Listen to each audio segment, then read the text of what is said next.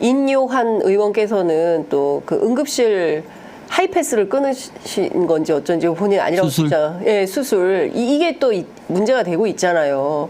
그러니까 국민들은 그런 게 참 좀 불쾌한 겁니다. 그렇겠죠.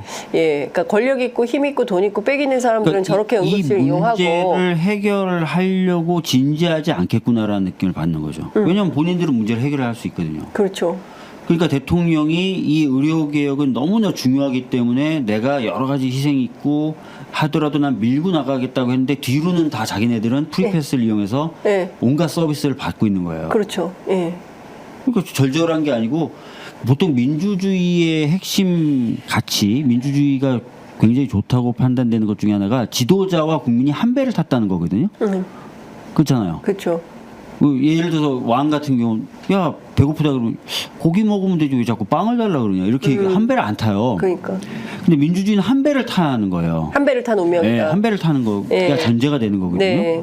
근데 왠지 이 느낌은 한 배가 아니에요. 딴 배야. 딴 배야. 저쪽 지도자들은 아주 좋고 튼튼한 배 타서 경랑이 와도 우린 괜찮아. 네. 이 정도 경랑은 뚫고 가야 목적지를 할 수 있어. 예. 너무 좋고 흔들리지도 않아. 네. 이렇게 유람선이야. 그렇죠. 예. 근데 우리는 다 쪽배 타고 지금 쩍 타고 언제 야 너무 흔들려서 힘들어. 살려줘 막 이러고 아니야 있는 이거 거지. 돌파해야 돼. 뭐 이러고 말은 아름답죠. 그러니까 민주주의의 기본적인 그 같은 배를 탔다는 게 아닌 거 수도 있다는 거예요. 근데 오늘 아침 나온 대책을 보니까 군의관을 235명 추가 투입하겠다. 라는 거예요. 군의관을 또 추가 투입, 이걸 또 대책이라고 하는 거거든요. 235명이 배치가 되면, 청와대 1급 비서관들이 다 배치가 되면, 이게 해결이 될 수 없다라는 게 상식이고 다 판단을 하고 있는데, 대통령실은 마이동풍이면. 군의관들 자꾸 추가 배치하면 군대는 어떻게 돼요? 모르겠어요. 군대에서 다치면. 군대에서 다치면. 어떡하죠? 어떡하죠? 공보위도 마찬가지예요. 공보위도 마찬가지. 예. 지역에 예. 진짜 의료 인력이 없는 곳에 보내는 게 공보위인데 그분을 빼서 오면은 그 지역은 완전히 진공 상태인데. 그러니까 의료. 어제 저희 프로그램에 임미 의원님 나오셨는데 그냥 되든 건 놔둬라 제발. 그냥 공보위 놔두고 그냥 되는 안 되는 걸 좀 해야지. 군대에서 뭔가 할 수 있는 역할이 있어서 군의관 뽑은 거 아니에요? 그렇습니다. 얼마 전에 사고 있었잖아요. 그 장비 메고 뛰다가 사망한 사건이 그런 사건들 얼마나 많겠습니까? 훈련하다 다치고 그 군대까지 보냈는데 그것도 빵꾸 나면 그건 어떻게 해야 돼요? 대통령실의 1급 비서관들도 원래 하는 역할이 있어서 월급 준 거 아니에요? 그러니까요. 응급실에 앉아 있으라고 준 게 아니라. 그러니까 이게 지금 윗돌 빼서 아랫돌 맞고 아랫돌 빼서 또 윗돌 맞고 이런 식으로 대통령실이 국정 운영을 하고 있는 건데 이게 어떻게 정말 해법이 안 보여서 의원님께서는 어떤 해안이 있으신지 여쭤보려고 했습니다. 아니, 저는 지금 당장 정도 정부가 의료계가 논의 테이블에 앉을 수 있는 유연한 자세를 보여줬으면 좋겠다는 거예요. 그렇게 하고, 네. 아니 그리고 진짜 이 정도 했으면 이 정부는 뭐 이태원에서 159명이 돌아가셔도 장관을 책임지는 주무장관을 안 바꾸는 정말 희한한.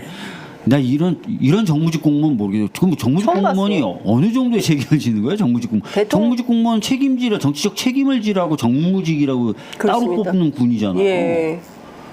근데 159명이 갑자기 돌아가셨는데 정무직 공무원이 정치적 책임을 안 져요. 법적 책임 뭐 이런 것도 아니고 정치적 책임도 안 져요. 좋은데 지금 정책이 이렇게 지금 되고 있는데 그리고 4,800억 일단 쓰고 내년도에는 이거 공중에 매몰 비용으로 해도 좋아요 정도까지 밀렸으면은 박민수 차관 월급이 4,800억보다 더 적을 것 같은데. 그러니까요. 예. 예. 근데 지금 뭐 말씀하신 대로 대통령 사과 없어. 박민수, 조규용 경질 없어. 박민수만이라도 좀 경질해줘. 싫어. 해줘! 막 이러는데 안 하잖아. 그러니까 지금, 그리고 2026년 우리 한번 생각해 볼게. 근데 한 달 전부터 했던 얘기야. 2025년 이미 시작돼서 불가해. 그럼 의사들이 받을 수 있는 안이라는 게 없는 거 아닙니까? 예? 그러니까 장기안은 다 좋다 열어놓고 얘기하자 의사들하고. 이거는 너네 해야죠. 당장 지금 장기는 당연히 해야 다음 주 추석이고 추석 때는 또 병원 다 문 닫는데 이때 어떻게 할 건지에 대한 긴급 대책 뭐 저희한테 대통령은 뭐 현장 좀 가보세요. 신문 좀 보세요. 그거 다 비상체계 문제없이 잘 굴러가고 있습니다. 이렇게 얘기를 하고 있는 거잖아요. 아이고, 오늘 나온 보도만 쫙 보세요. 그러니까요. 각종 암 환자들 수술이 10% 이상씩 줄었어요. 그러니까 그 수술을 못 하고 기다리는 거예요, 이게. 그리고 응급실도 지금 오늘 아침에 나온 기사들만 봐도 근데 도대체 신문 보라고 했던 대통령은 이런 기사들은 안 보나 봐요. 예? 진짜 제가 답답합니다, 진짜. 그러니까요. 의원님 56분이라서 연금 얘기도 살짝 해야 되는데 연금은 저희가 좀 따로 여쭤보도록 네. 하고요. 다른 기회로 지금 연금이 문제가 아닌 것 같아요. 이 의료 대란 문제에 대해서는 진짜 어떻게든 특단의 대책을 마련해야 되는데 민주당은 그러면 어떻게 할 계획입니까? 연금이요? 아니 그 의료 대란. 의료 대란? 예. 그러니까 저희들은 계속해서 의료계가 논의 테이블에 좀 앉을 수 있도록 설득하는 작업을 하고 있어요. 예. 근데 정부가 저런데 의료계가 앉겠습니까? 그러니까 저희들도 예. 정부 쪽에도 얘기하고 의료계 쪽에도 얘기하고 저는 지금도 오면서 여당의 한 최고위원하고 통화하고 왔어요. 좀 이렇게 좀 해야 되는 거 아니냐. 뭐래요, 여당 최고위원? 제 생각에 동의는 한대요.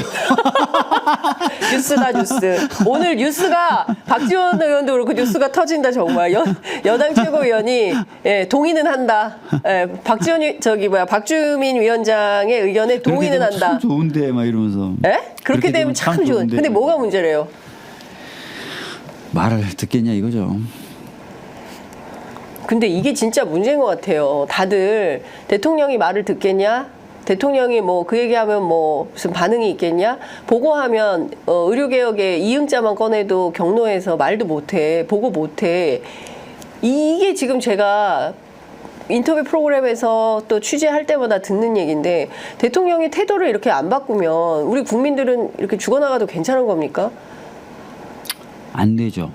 민주주의 체제 하에서 국민의 생명과 안전을 지키라는 이유로 선출되고 권력을 위임받은 사람이 이렇게 하면 안 되고요.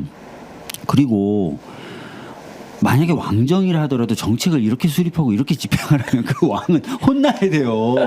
그러니까. 이렇게 무능하고 이렇게 기괴하게 정책을 만들고 집행하는 사람이 어디 있습니까? 완전 무능해. 무책임해. 무책임해. 무공감해. 예.